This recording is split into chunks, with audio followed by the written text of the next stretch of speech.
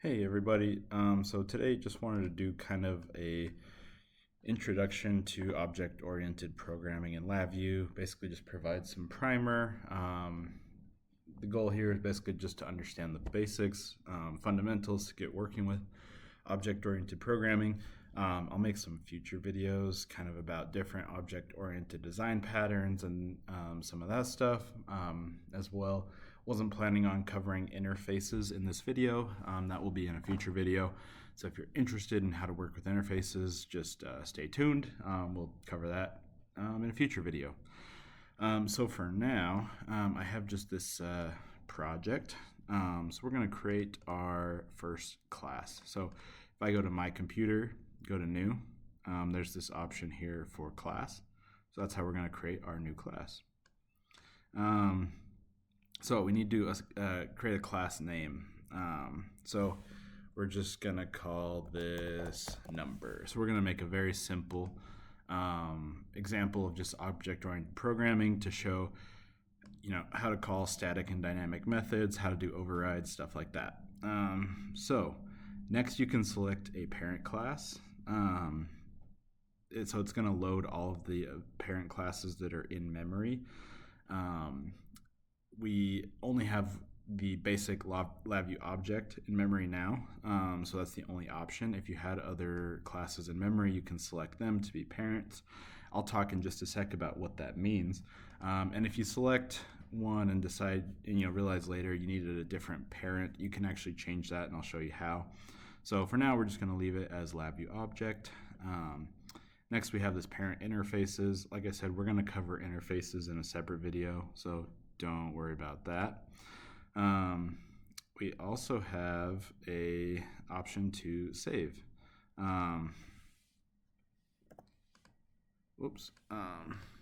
So we have either save this to a specific location in our file directory, or just to not save at all. For simplicity's sake, let's just not save at all. So our class is going to show up here. So we have this .lv class, and it also creates a control. So let's look at some of the properties for this class. So first off, we have just general settings. So we can adjust the version number of this class. For our icon, we can customize the banner that's going to be at the top of this class. And essentially a LabVIEW class is just a special implementation of a LabVIEW library. So if you've ever worked with LabVIEW libraries, this is very much the same thing. There's just a few differences. Basically, in that library, you now have private data, which we'll talk about what that is. And then you also have inheritance capabilities. Those are the main differences between a class and a library.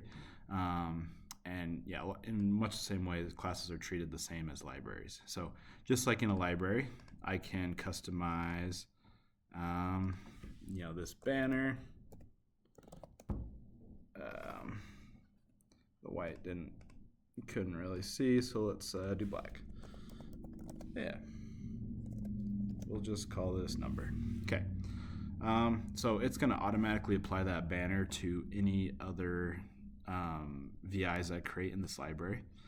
There's this default palette option. I wouldn't really worry about that. We also have the path to the library. I didn't save this, so it's actually stored in my NI temporary. And I can separate compiled code from source for the entire class. Protection, so I can basically protect my VIs. If I want them password protected, I can create documentation, so I can add a description, link like a help path to a help file. Item settings, we're going to come back to this once we've created some VIs.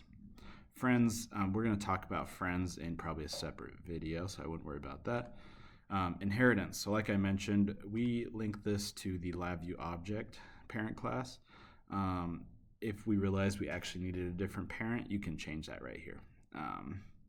And same thing with interfaces. we're gonna come back to some of these items.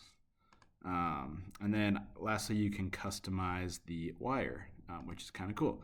So this is what your class data wire is going to look like. If I want to change that to a different style or different colors, I think ours assigned it a green color. So let's maybe do something like that, and I can change width and whatnot. So that's kind of the properties for my class. You also get this control, and this is basically your class private data. And so this is similar to in any other object-oriented programming language, you have class private data. One of the big advantages of object-oriented programming is you provide encapsulation for this data, meaning that the data is protected and can only be acted on by members of the class. So it makes it so you have control over that data. It can only be manipulated in specific ways that you've specified, which makes it useful in large-scale applications. It also makes it useful as like an API tool where you could have lots of data and people don't necessarily have to figure out how to work with all of that data because it's all kind of wrapped through the class and the class interacts with it in a predefined way. So this is essentially just a cluster, and you can add in whatever you want. So let's do just a numeric, and let's add a timestamp control. So this is our class private data. We've got this numeric timestamp. Let's save this. Okay, sweet. So we've got our class private data set up. Now we can start looking at creating some VIs and whatnot to interact with it. So if I go to my LabVIEW class and go to new, I have a couple of different options. So I can just create a VI. So this is just going to be a traditional VI, but it will be a member of the LabVIEW class. So this is very akin to creating a VI that's part of a library. So it doesn't necessarily have to interact with the private data of the class, but you want it to be included with the class. So you can do that. You can also create, virtual folders, same as, in other LabVIEW projects. Property definition folder, I'm going to come back to these in just a sec. And then we have an option for VIs from dynamic dispatch, which I'm going to go over static dispatch first, and then we're going to go over dynamic. So I'll be right back to this. Static dispatch, I'm going to show you right now. VI for data member access. So this is going to be the ability to dynamically generate a VI that can either read or write to the private data in the class. VI for override, we're going to come back to when I talk about these dynamic dispatch. And then there's type definition. So this is just, like any other LabVIEW programming, right? This could be custom controls, type def, strict type def, stuff like that. So just if I want to include those type defs in this class, I can add those here. So for now, we're going to do this VI from static dispatch. So it creates this kind of template VI for you. So it already included the LabVIEW class going in and going out, and also error terminals going in and out. I also can do, I can assign a name to my VI, and you can see it left the header we set. So yeah, and this is basically what the template looks like, where I just have a case structure, so I can have different logic based off whether an error was passed into this VI or not. So here we have our class wire. You can see we customized it to look green and black. It doesn't look the best, but good enough for now. So this is essentially just a cluster. If you remember, our custom control was just a cluster. So I can go here and let's add a bundle by name. We're going to tie that in, and you can see it automatically treats this just like any other cluster in LabVIEW. So we have our numeric and we have our timestamp. So I can go here and set these values. So let's just set that to 0, and let's drop a get date time in seconds down here. Sweet. So now when this VI gets called, it's going to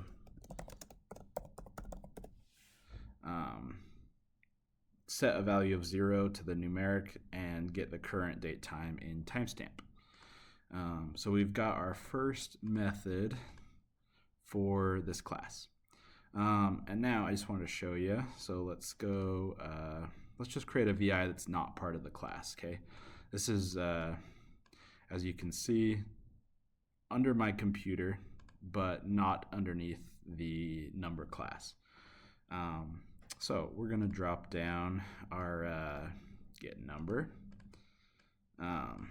So we are passing in basically the default class. It doesn't necessarily need to be dropped in as a constant. I could also delete this terminal here or change it to like a constant, where this will just basically instantiate the class for me. But just for simplicity's sake, I'm just going to drop that as a constant. And so this function, like you saw, is going to set the value of 0 and get a timestamp and write that to the class. I just wanted to show if I try to access that data from a VI that's not part of the class, it breaks. So you get this error, neither bundle nor unbundle of this LabVIEW class is allowed on this VI. So because this VI is not a member of this class, it can't access that data. So if I want to be able to access the data that's in this cluster, I have to create methods that act on this data, either pull it out or set it. I just want to show one other thing. So if I go to VI for data member access, I can create an accessor. So you get this cool little dialog. It basically says I can select what member of the class I want this thing to interact with. So let's do timestamp. And then I can either do read, write, or read and write. So in our case, we just want to read what that timestamp was when this was set. And then you have an option between dynamic accessor and static accessor. So dynamic, we're going to talk a little bit more about what dynamic means in just a sec. So for now, let's just do static accessor. You also have this make available through property nodes. So I'm going to check that just so I can show you what that looks like. And then here you can also, save in like another folder if desired, but let's not worry about that. So I'm going to create this VI. So it's going to create a simple VI that all it does is read this timestamp out and spit it out for me. So really simple, but it was all generated automatically, which is cool. So let's just save this VI. And as you can see, it created this folder here for timestamp. So this folder looks a little different from a typical virtual folder. This is actually a property definition folder. So if you remember when we went to class and new, there's this option for property definition folder. This just created one dynamically for me. So it's a way to create basically properties that can act on this class. So I can either take this VI and drop it down. And now I can read that data. So you can see there's our timestamp. The other thing you can do is, because we made that accessible through property nodes, is I can just drop a property node down and select that property we made available. And now I have my timestamp. So there you go. Pretty easy to get that working. And then the writes work the same way, right? Like if I had set up this property for the timestamp to be in read and write mode, I could right click on this and go to change to write. In this case, I always want it to be set by this get number, but maybe there's a time when I want to be able to override this timestamp, so I can allow that as well. So that is how you can pull data out of your LabVIEW class. So you need to create basically accessors. So it could be static VIs, it could be properties, etc. But you do have to create a way that stuff that's not part of the class can access that data if it needs to be accessible outside of the class.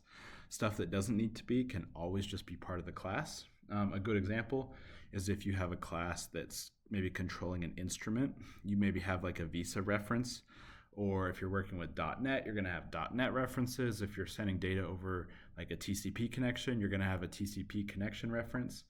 All that stuff usually is totally fine to just stay private in the LabVIEW class, because it's, communication is being handled in the class, and it really doesn't make sense to expose that outside of it. So some data, like, needs to be able to be read out, some doesn't. So it's really application specific there.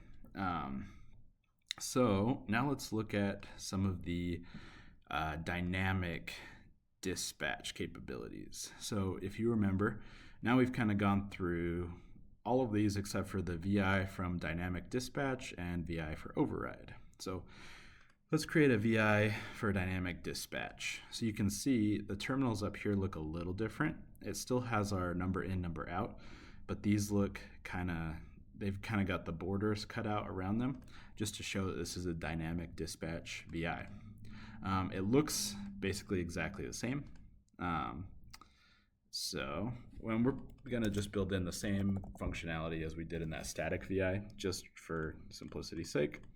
So let's connect this, and let's set that to 0, and we're gonna do get date, time, and seconds. Awesome. Okay, so we've now set up our dynamic dispatch VI. Let's save it.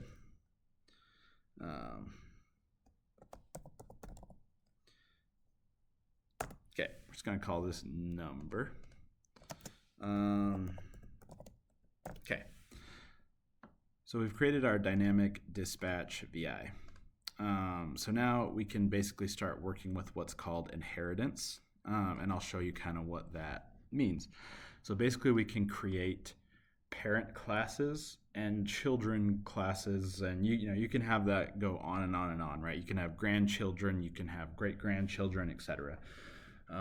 But basically it allows each class to have its own class private data that can be different, and they can kind of share and override methods, and I'll show you what that looks like. So basically we can, if I have a parent class, in this case number, that's generating 0, I can override that with another class that does something different, but it doesn't actually change my block diagram per se. And this is really cool for creating stuff like hardware abstraction layers, where I might want to create a layer in between the actual implementation of my hardware communications and how it's implemented in my code. And I'll kind of show you what that looks like as well. So we've created our dynamic dispatch VI called number. Next we want to do just one other thing. So if we go to properties, we can go to item settings. And now you can see I've got all these different items that I've created. So I can see my property to read the timestamp, my number, and my set number. So for my number, this is my dynamic dispatch VI. I want to set this to descendants must override. Just for demoing what that means. So basically this is going to force children to override this number class. So instead of optionally overriding, we're going to force them to override. Yeah, so let's set that. Sweet. Well, let's forget that for now. Okay, so now we're going to create a new class. So we're just going to call this number 1. And you can see now my number class shows up as an option for parent class. So I want to save it under that. So our number class is a descendant of LabVIEW object. My number 1 class is going to be a descendant of number. So it's going to be a grandchild of LabVIEW object. Okay, so let's save this class. And now if you look, this VI is broken. So our original number dynamic dispatch VI is broken, and that's because we've forced descendants to override the parent, but this descendant doesn't actually have a method set up to override. So let's go, we're just gonna use the same private data for our other class, but this doesn't have to be the case, okay? So your classes, your children, they can have their own data of whatever format you want. It does not have to be exactly the same. So now let's just update the icon so you can tell it it's a different class. Let's just name it number 1. Cool. Now we're going to go to new, and now you can see this VI for override option isn't grayed out anymore. That's because there is a VI set up for override in the parent class. So if I click that, it's going to show all of the methods of the parent class that are available to be overridden. In this case, there's only one, but there could be lots. So let's override that. And we're basically going to get this. So you can see it shows these green terminals, just like our parent class, because this is an override method of that parent. But specifically, it's implementing our number 1 class. You get this VI here that's called call parent class method. So this is optional. It does not have to be there. So if you want to call the parent class method, if it's doing some functionality that maybe like base functionality that you always want to be included, and kind of regardless of which child is calling it, it's a good idea to just leave that there. And if each child does what the parent does but also has some other specifics built into it, this is a really good thing to leave. And then you can add other the other specifics after the fact or before the fact, or just combine them into here. But in our case, we don't really care about using the parent method, so we can just delete that. It's not going to break our VI from working how it's supposed to or anything like that. So let's do a bundle by name and connect that. So for this one, our numeric, we're just going to write a value of 1 instead. Whoops. Okay, and now let's do the get date time. So we basically set up our override method for number 1. So we now have 2 dynamic dispatch VIs. So let's take this parent number. So you can see I can take the parent class and I can just wire that in, and it works great. I can run this code, runs just fine. Let's try taking this number 1 class now, and let's see what happens if I do that. So you can see it automatically changed this VI like this. So now I'm able to call my number 1 class. And just to show this, I haven't set up, accessors and all that, but I can go and I can probe this and I can run, and it did give me the, my number 1 LabVIEW class. You can see we got a value of 1. So it was able to execute the descendant class. So this is a way we can basically, I could have any amount of children as well. So I could have, number 2, number 3, number 4, number 5, number 6, number 7, on and on and on. This method is basically just going to adapt dynamically. And right now it's physically changing how it looks. That's because I'm basically wiring in a constant, but it doesn't have to be like that. So, I can even add some sort of like logic or something too, right? Where I have, these 2 different implementations. I could do, I could have a case structure, where, one class is being put out in one case and another in another. So that is another 100% valid solution, right? And if I have some logic, and there can be multiple cases as well. There also are in the cluster class and variant section of your palette. You can do stuff like get classes by name and whatnot, load classes from paths. So there's some functions here for loading those kind of dynamically. But yeah, the basic idea is I can leave a single function here, but the specific implementation can be changed dynamically. So it makes a lot of sense in hardware, especially. I mean, in LabVIEW, most of the time we're programming hardware. So a good example is I could create a maybe digital multimeter class. And it has functions for pretty much every digital multimeter serves the same couple purposes command wise, right? You've got a initialize function, you've got a close function, you've got a set mode function, and maybe a get data function. There's other stuff beyond that as well, but just for simplicity's sake, let's say that's all there is, right? We've got a open, close, a get data, and a configure, which mode you want to be in, and maybe some settings for that mode. So we can create a DMM class that's basically just a placeholder. So it has all the methods set up for dynamic dispatch, for opening, closing, getting the data, and for configuring. But every digital multimeter out there uses different command sets. So they could be Skippy devices, but even being Skippy devices, they can use different commands.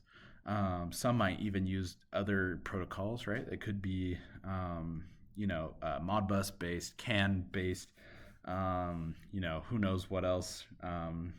Sometimes you have to call third party like DLLs, so they'll create like a either .NET or like a C DLL that you can call. And so the implementations of all that stuff really changes drastically based off the hardware you're working with. So this way you can create basically that parent DMM class that sets up all of your functions, but then the specific implementation can be included in each child class. So I can create a child class for a specific DMM, and I can create as many of those as I want, right? I could have 100 different children classes for different models of DMMs that have set up basically their how do I communicate with this, the specifics of how to read data. And I can basically go in and override those methods kind of on the fly. So I can include all of my code, my functions for starting, stopping, for reading the data, for configuring. I can set up all that in my code architecture.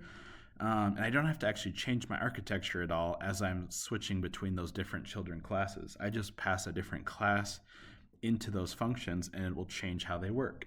And then each class can actually store its own private data differently. So if I have a DMM, for example, that's using a .NET library for communication, I can store that .NET reference in the class.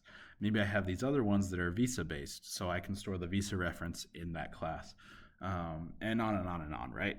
So there's a million different implementations that you can create. Object-oriented programming, I mean, the real advantage is that you can take advantage of inheritance, which is what I'm talking about right now. Basically the ability to dynamically override, to be able to call methods of other classes that are in the same hierarchy, and to override those methods. That's one of the biggest advantages in terms of scalability, making your software capable to be upgraded and changed with very low risk to breaking your code, right? So just going back to that DMM example, if I have a DMM, if I have this whole thing set up with a hardware abstraction layer in my code, and I want to create a new implementation because maybe we bought a new model of DMM, I don't have to worry about my architecture all breaking and whatnot as I go implement this new specific model. And it makes testing really easy too, right? Because all I really need to test is the commands for starting, stopping, reading the data, and configuring. So I can simple unit testing to just make sure all of those work, and then I can create a class for those. And it's not going to change any of the previous functionality of the code. It's just going to change that specific implementation with that new model. So it makes your code very easy to update, not having to go change any of your hierarchy. not having to change the structure of anything. It makes testing really simple.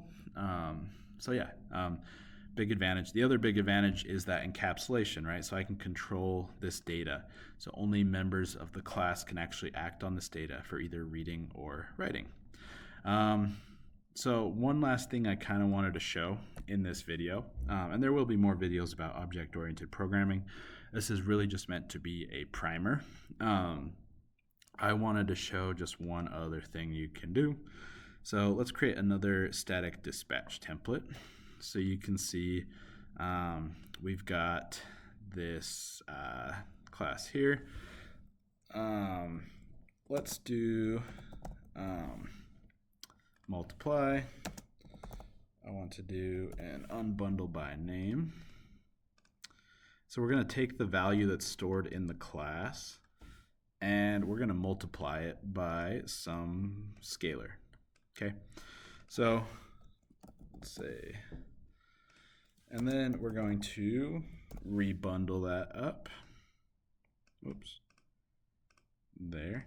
So the result is going to be stored in the class private data. So now we're going to take whatever value is stored in there and multiply it by some number. This actually has 0 in it, so let's replace this with a add just to show. So we're going to call this guy just scale. You can set the icon to say scale. Awesome. Sweet. So let's go back to our, let's set a number. Oh, I did forget to do one thing on this scale. So I added this scalar input option. I can connect whatever I want to the connector pane. So by default, it's going to include the class on the input and output terminals here and error terminals. I can connect other stuff here. Same thing, I can even create indicators, right? So let's say I was storing this in the class private data, but I, for whatever reason, also wanted to output it. I can do that as well.